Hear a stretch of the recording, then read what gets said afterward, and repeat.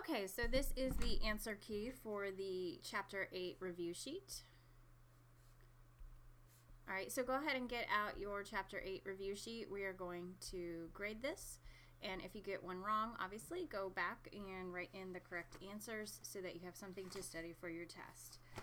All right, so number one, you had some data, and you are supposed to first sketch the histogram.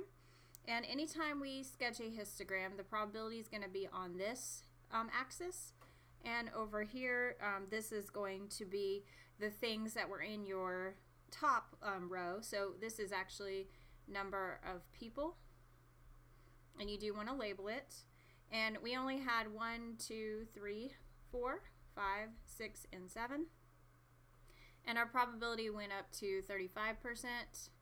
And we can just kind of count down. So it's 25, 20, 15, 10, and 5. So can kind of label that. All right, so number one was at 25%, so it's going to go up there. Number two is going to be 32%, so it's kind of a little bit up there. 3 was at 17%, so just a little bit over the 15. 4 is exactly at 15%. 5 is at 7%, so just a little bit above that 5. And 6 was at 3%, so maybe about halfway. And 7 was only 1%, so it should be really low. Number 2 said, what was the probability it is exactly 4? Well, that comes right from the table. If you look at 4, underneath it is 0.15, so that is the answer for that. For number 3, it wants the probability that x is greater than 3. While x is greater than 3 would be x is 4, x is 5,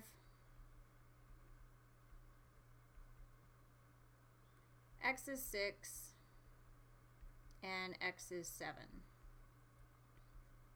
So all of those numbers that we'd be adding up is 0.15 plus 0.07 plus 0.03 plus 0.01. And we didn't include 3 because it said greater than 3. So for this you should get 26%. For number 4, we want the probability that x is less than 4. So less than 4 is 1, 2, and 3. And so you're going to add those probabilities together. So for 1, remember that was 25%. 2 was 32%. And 3 is 17%.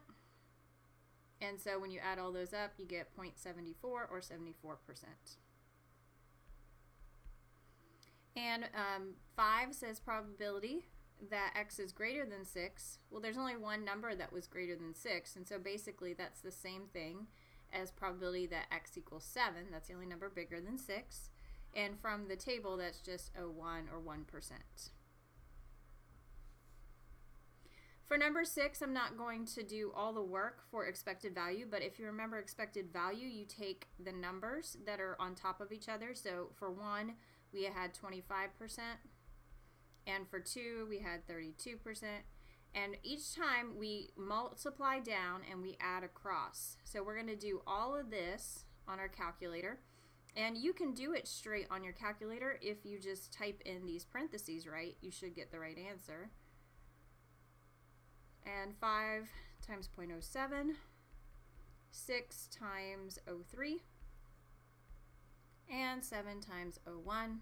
And when we put it in our calculator, we get 2.6.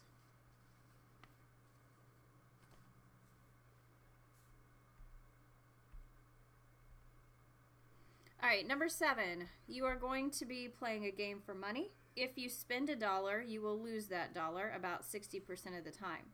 You may end up winning the dollar back, so basically you make no money 25% of the time. And sometimes you pay $5 or you win $5, which means since you had to pay $1 to play the game, you actually win $4 15% of the time. Create a probability distribution table. So in the top you should say amount 1. And then we have to write the probability of each. So sometimes you win nothing, actually you lose $1, and that's 60% of the time, so 0.6. Sometimes you win your dollar back, so you actually make no money, and that's 25% of the time. And sometimes you win $5, but remember you paid $1 already, so you actually win $4, 15% of the time. So that's the answer to number 7. That's your probability table.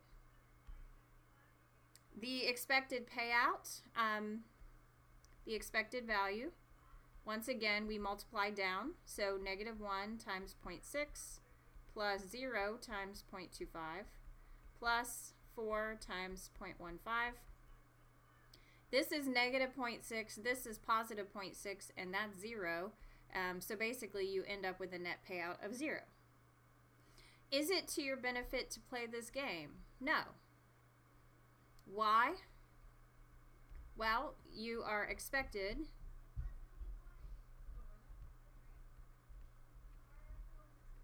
to win $0. So, I mean, you could play it if you like to just play the game for fun, but if you're trying to win money, it's not really to your benefit.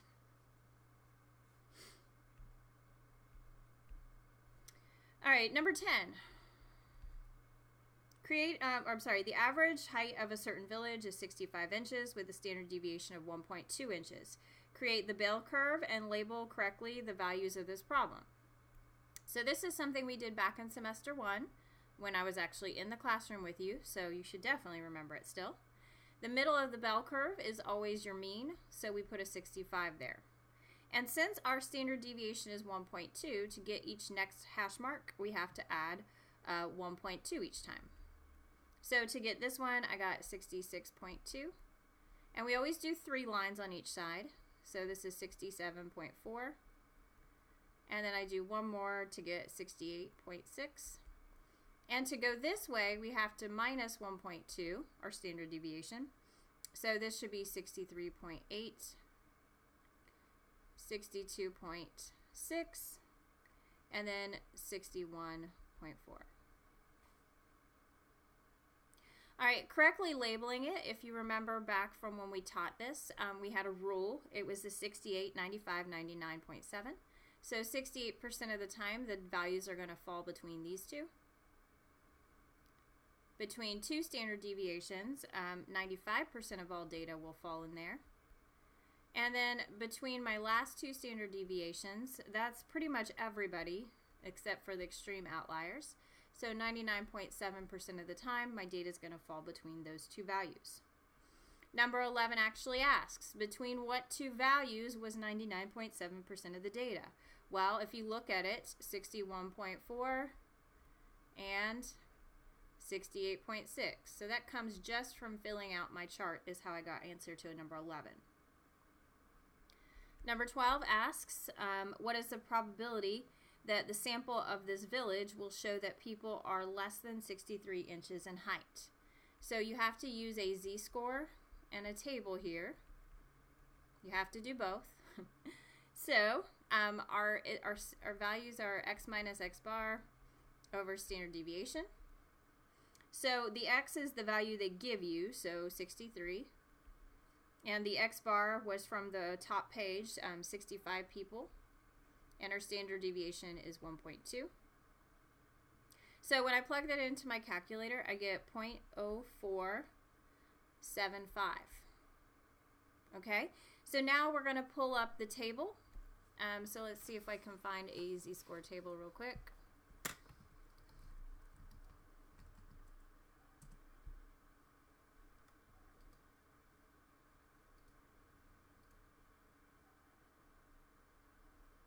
And we were looking for basically 0.005. I'm going to round up to.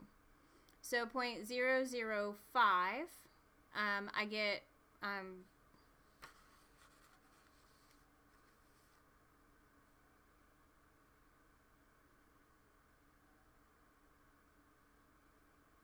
I'm sorry, I don't get that. Let me correct myself. Sorry about that. All right, let's try that again. If I type this into a calculator, I get a negative number, and then I have to divide by 1.2, and I should get negative 1.67. I was jumping ahead of myself. I'm sorry. All right, so to our table, negative 1.67. So negative 1.6 is what I look up first, and I come over to 07. There's the 0475. That's what I was jumping ahead of. So right here, from the table, we get 0.0475. And so basically, 4.75% are less than. Remember that if I ask the question greater than, you have to take that 0.475 and subtract from 1. The greater than, you always have to minus from 1. And the less than, you are just going to use what's here. All right, number 13. What's the probability that a sample of this village show that more than 68 people are inches in height? So this time my x is now 68, and I am wanting greater than. So I'm going to have to minus from 100.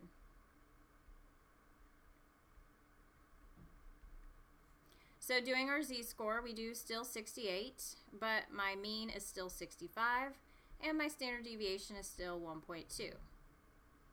Once again, this is 2.5, and then from my table, I'm going to look up 2.5. So 2.50 basically is 9938.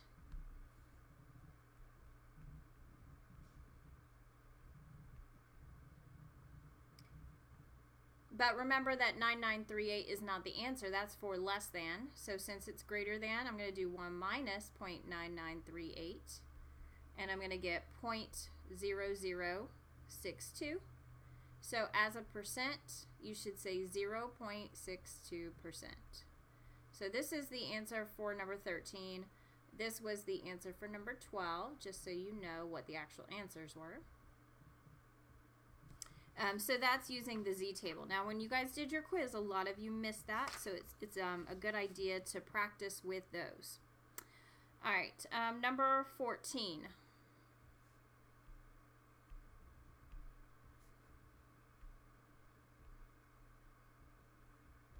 All right, so number 14 says there are 10 applicants for a job, and they need to hire an HR representative and a statistician, so that's basically 2 positions. And how many ways could they hire these positions?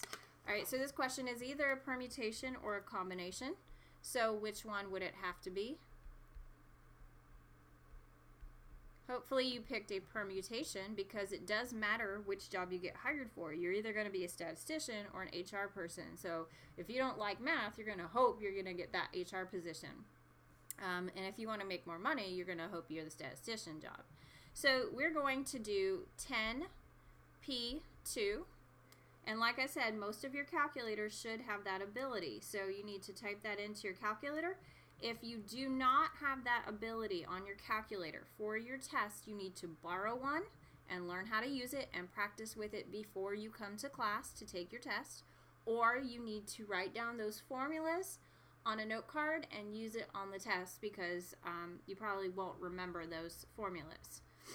All right, so we're going to do 10P2 on your calculator. And when you do that, you should get 90, and that's 90 possible ways that we could hire this job.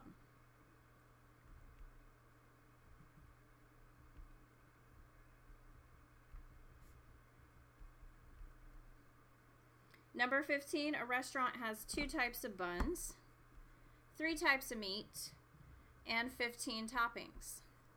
And they only let you have 1 of each. So you can pick 1 bun, 1 meat, and 1 topping. And if that were the case, how many ways could you make your sandwich? This is a classic example of the multiplication principle. So we are just going to multiply all 3 of those together. 2 times 3 times 15. And this one also actually equals 90. So you would say 90 ways.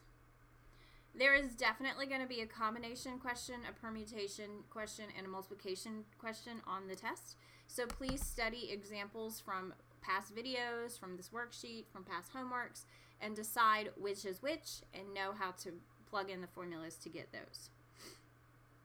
So please don't miss the multiplication one. It's very, very easy. Number 16, assume a binomial setting. We know that the probability of success is 20%, so I write that as 0.2. And we know that the number of times we're going to play the game is 15. And it says find the expected value. Well, expected value is pretty easy if it's binomial. It's just p times n. So we do 0.2 times 15. So the expected number of wins is 3. Remember, expected value or expected amount or whatever in this chapter is not an opinion. It is a number answer, and I want you to multiply the probability times the number of times you're playing or whatever. So if I tell you binomial and I say expected, you better think of this formula. It's super easy. Once again, definitely one on the test. Please don't miss it. Look for that keyword of expected.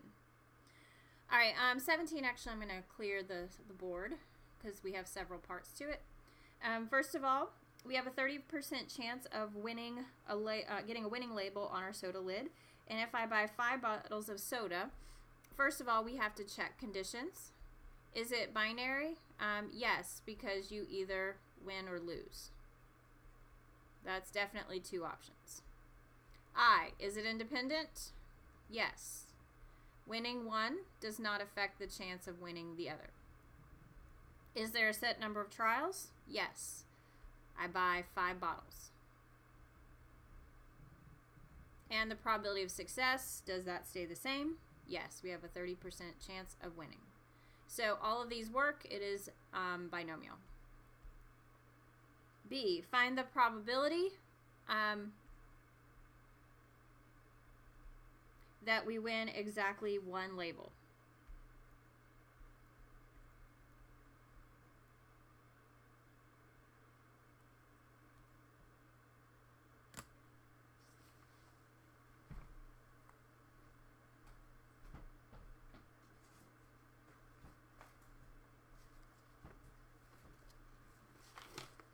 All right, so we have to get our formula for binomial.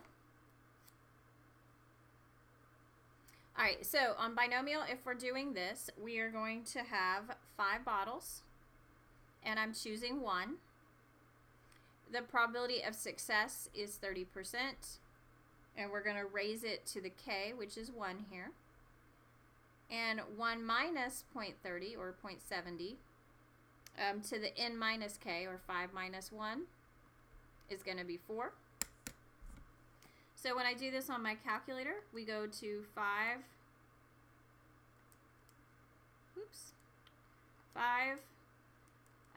NCK of 1, and I get that that's just 5.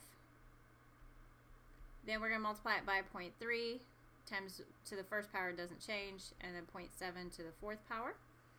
So 5 times 0.3 times parentheses 0.7 parentheses to the fourth power equals 0.36015, or pretty much 36% chance.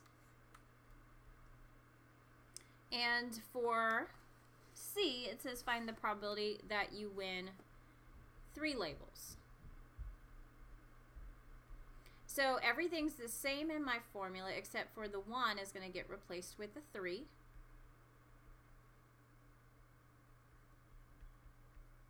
And when I do n minus, or when I do, remember this is n minus k here, basically. That's where I got the 4. 5 minus 1 gave me 4. This time 5 minus 3 is 2. Okay? So we're going to do 5 NCK 3, and we get, that's only 10 this time. And we're going to do 0.3 to the third and 0.7 squared. And so you're going to type in your calculator 10 times parentheses 0.3 to the third times parentheses 0.7 to the second and I get 0.1323, or basically 13%.